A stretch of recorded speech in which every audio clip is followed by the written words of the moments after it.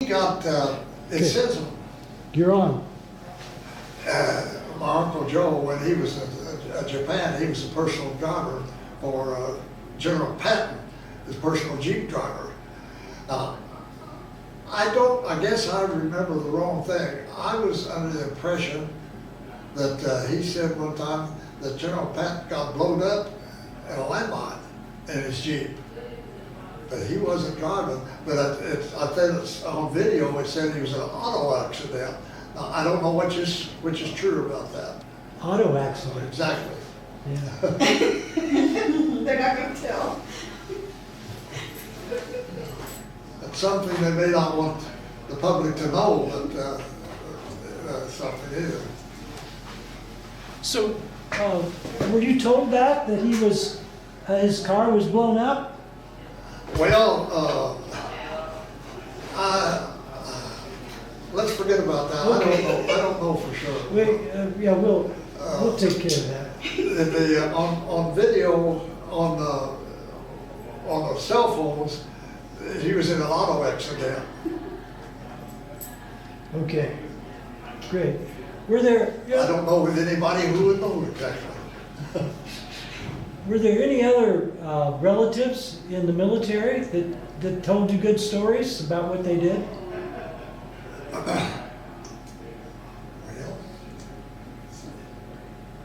I know one time we were on maneuvers and they sent in the wrong coordinates. The lieutenant or second lieutenant, I guess, which is higher. The second lieutenant's higher than first, or lower than first. Lower first Yeah, lieutenant. they sent in wrong coordinates and come close to a town. I remember that happened. And that was in Germany? That was in Germany. Oh. Yeah. So, do you have any questions for your dad? He was talking about whenever he was a boy and your house backyard was Oh, against the yes, road. I guess I could add that in there. We lived on Ohio Street in Princeton, and it was out in it was in the country at that time, and it was just a row of houses, and the railroad tracks was just down. There was an acre and a half plot there, you know, and the Southern and CNAI Railroad ran right down by, you know, just, you might say about 2 blocks long down behind our house. And we sat back there and get to see the troop trains go by and wave, you know, or something at the troop trains going by in and out of Princeton. Oh, yeah, yeah. That would be during World War II. That would have been during World War II. See, I was 7 years old at that time. It'd be between 7 and 11, but 30, 34, 41, 45. Do you remember hearing the announcement that the Japanese had bombed Pearl Harbor? We listened to the radio at home. They had always had that radio. They had the radio at home. Was there a commentator by the name of Edward R. Murrow Yes, at that time? I think so. He was the main commentator brought in all the war stories over the airways. Edward R. Murrow. I remembered that name for some reason. What was the feeling of people on that day? Do you remember if it was dread? Well, yeah, it seemed to me like I recollect there was an awful lot of sadness, you know, when that come out that time, you know. Yeah. Yeah. Do you have some questions for your grandfather? Okay. Well, Bob, thank you for the interview today. This is 31 August 2025 here at the Wartime Museum, celebrating the anniversary, the 80th anniversary of the end of World War II. Thank you. Okay, you're welcome. All right. Bob, please give us your full name, birth date, and where you were born. Robert Eckert. I was born 1930, July 11, 1934. And of course, I went to St. Joe's parochial school in Princeton, Indiana, and then Princeton High School for 4 years, and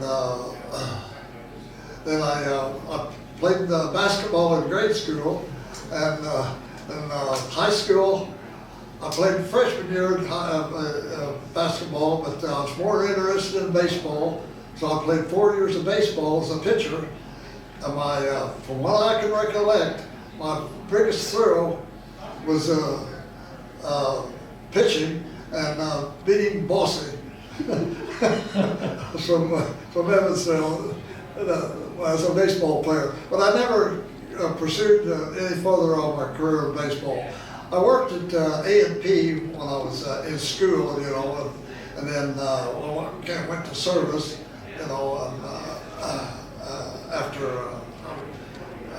after I worked, during the time I was working at A&P at the time, went to service for 2 years, and went to took my basic training at Fort Riley, Kansas, and that was an artillery division at that time. And I took training on the 155s. That was a little larger cannon.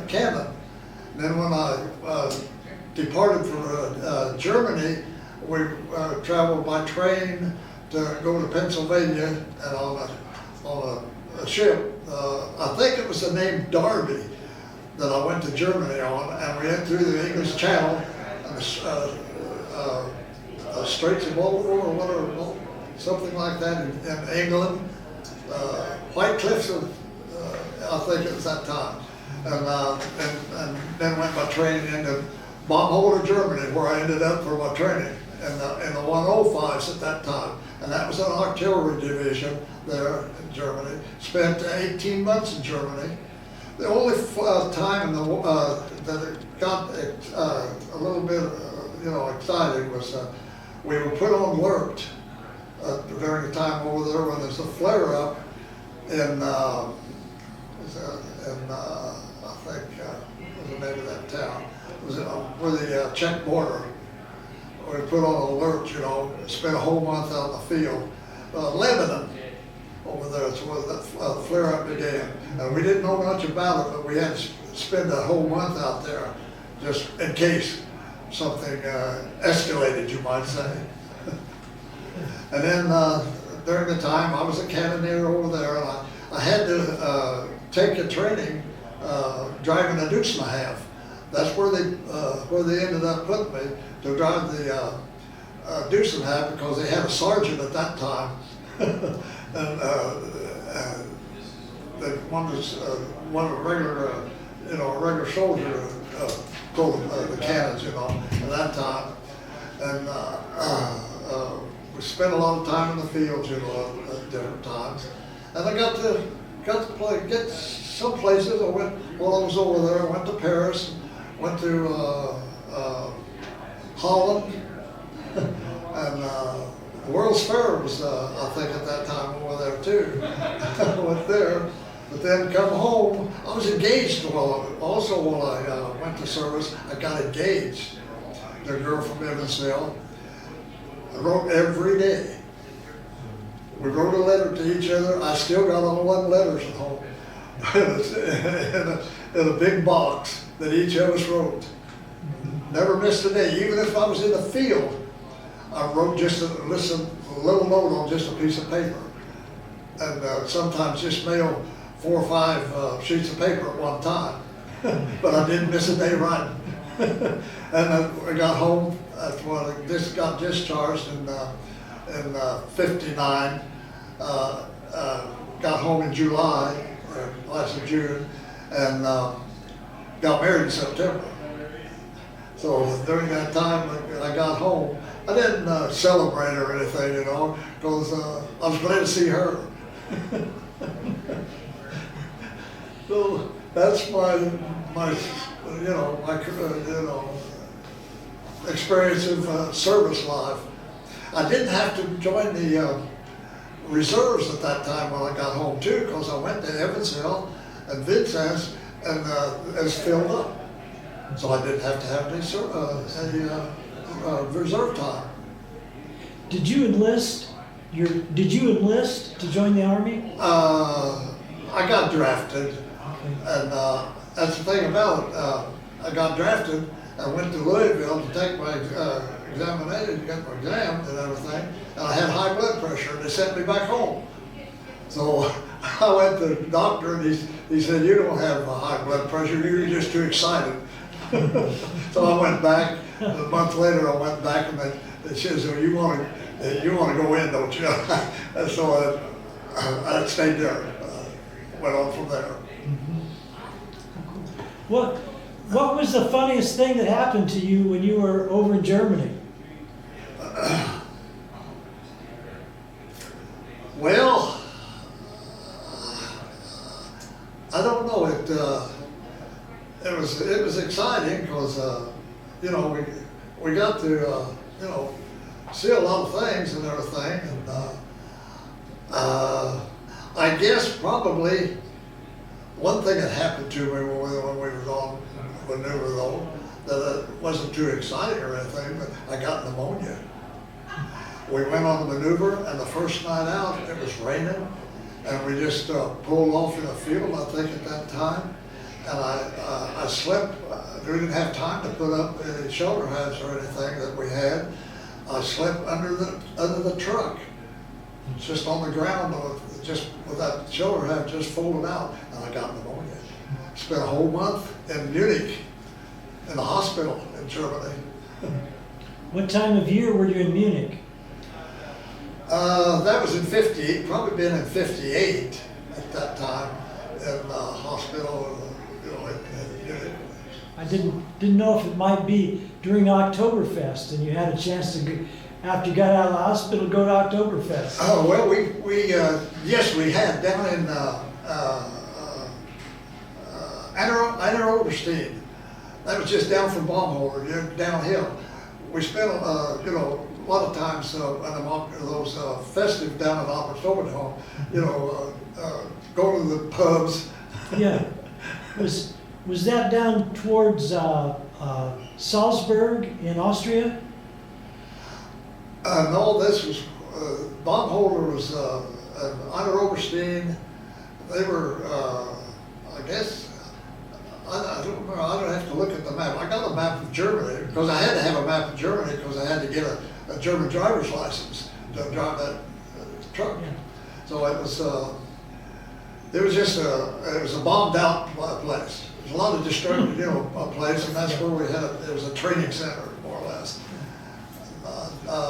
Geographically, I don't know how that was located without looking on the map now. Okay. So how was it when you got off base and interfacing with the German people? Did they accept the U.S. soldiers? Some did, and some you know, didn't like us too well. I know when we go to some of those pubs or something like that, some of them they ignored you, and some were pretty good, pretty nice. I see. But there was some that's a little. They didn't welcome you very well. Yeah. So what's the best German beer? Got some labels at home. I was supposed to look up for Ashley, or from Trent. He brought one back here this year, a week or so ago. I can't pronounce it.